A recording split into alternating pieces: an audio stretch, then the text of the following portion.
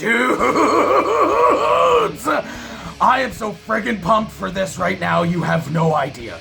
You have no idea! If you do not know who Termina are at this point, you're living under a rock. The tracks that they've released so far are absolute bangers, which is not really all that surprising, being that Nick and Andy are incredibly talented at what they do. With that said though, what's weird to me about this release is not unlike the recent Architects drop. I was just talking about Termina the other day, and then I wake up for work that very same night with a message from Nick Nocturnal. New Termina, dude. You down? I'm like, fucking right, I'm down. He says, it's deathcore. On my end, I was like, what? So much yes! But then I messaged him back like, yeah, dude, yeah, no problem. The only question now is, does it gent though? Termina, Desolate, Specter. 1, 2.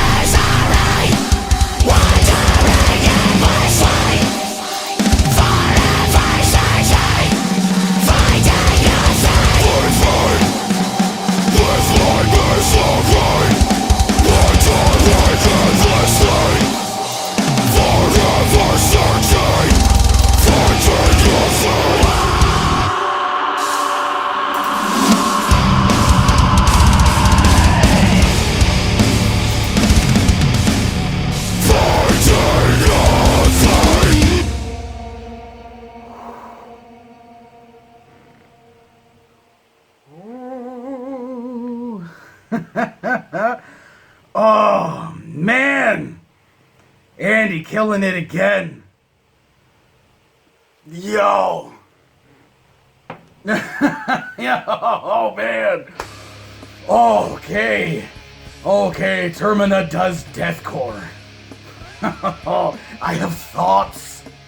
It is honestly, still, to me, to this day, so fucking incredible how two guys can come up with something like this.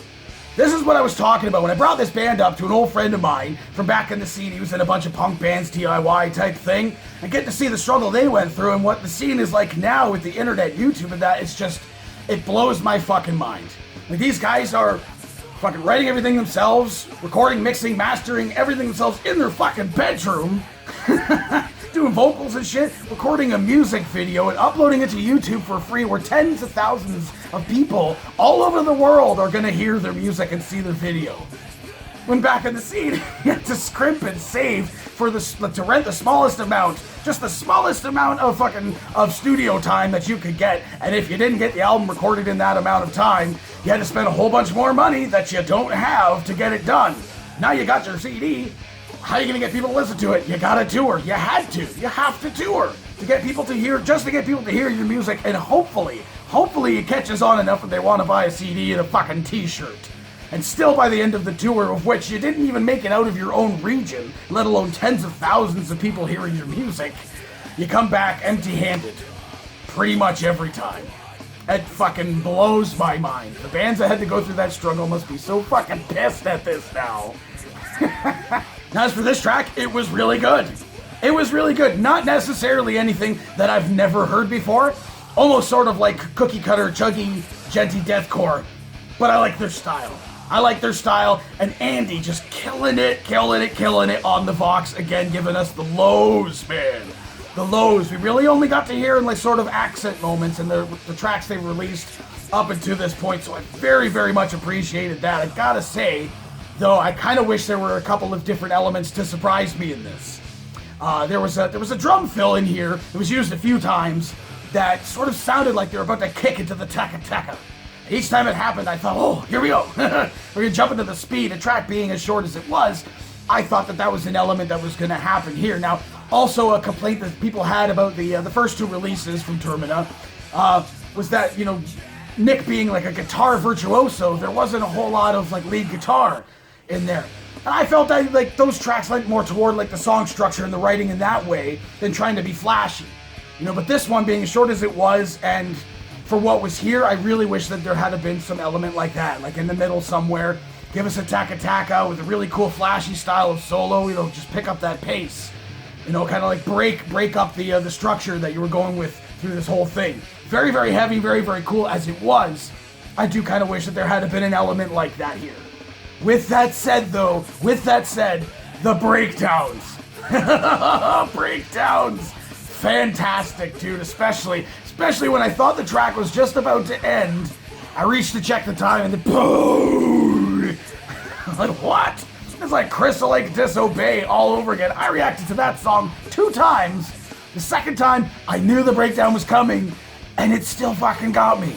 But that breakdown when it hit, I loved it. I loved it, dude, getting to hear some sick, gnarly gutturals from Andy. Almost like fucking tunnel screams.